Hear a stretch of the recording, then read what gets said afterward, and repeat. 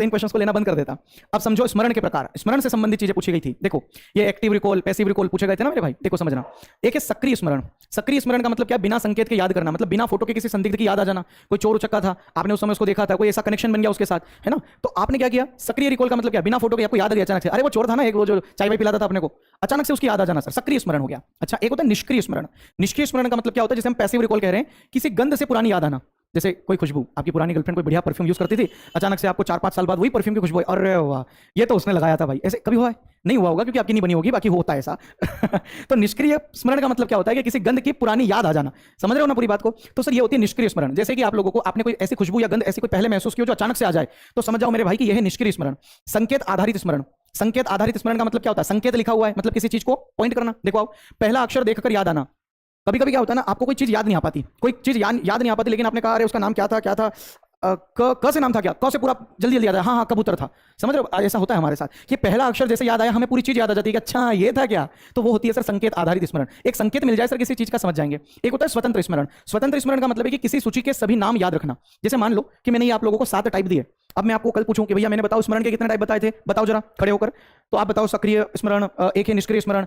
Line से ना बताने के बजाय आपने सक्रिय पहले बता दिया, पहचान स्मरण बाद में बता दिया, संकेत तीसरे नंबर पर बता दिया। कोई फर्क पड़ेगा क्या? कोई फर्क नहीं, आपको याद तो है ना। इसे कहा जाता है स्वतंत्र स्मरण। मतलब किसी सूची के सभी नाम याद करना, कोई एक पर्टिकुलर कोड में नहीं, बस नाम याद होना चाहिए, वो इंपॉर्टेंट है।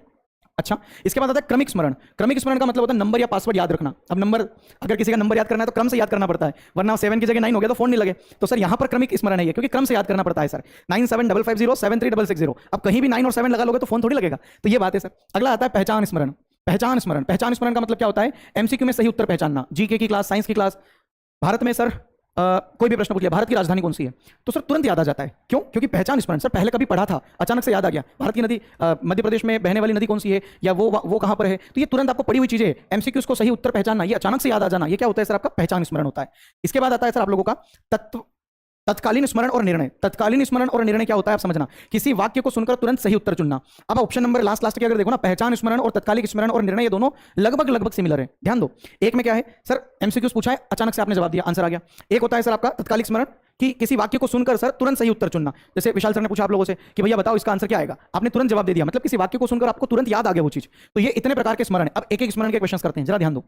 पहला क्वेश्चन, किसी कार्य के लिए एक वाक्य सुनना और तुरंत सही उत्तर चुनना किससे आवश्यक है? एक वाक्य अगर आपको कोई याद करवा दे, एक सेकंड। जैसे मैंने अभी आप लोगों को एक एग्जांपल दिया, किसी कार्य करने के लिए एक वाक्य सुनना और तुरंत सही उत्तर चुनना। सर ये किस चीज का उदाहरण है? पहला, केवल प्रकरणात्मक स्मृति, प्रयुक्तरात्मक पैटर्न स्मृति, केवल अर्थ मिलान, या वास्तविक समय स्मरण और निर्णय। सर वाक्य को सुना और तुरंत सही उत्तर चुनना, सर ये real time recall and decision है। रियल टाइम, उसी समय आपको पता चला। विशाल सर ने कोई प्रश्न जैसे ही पूछा, आपको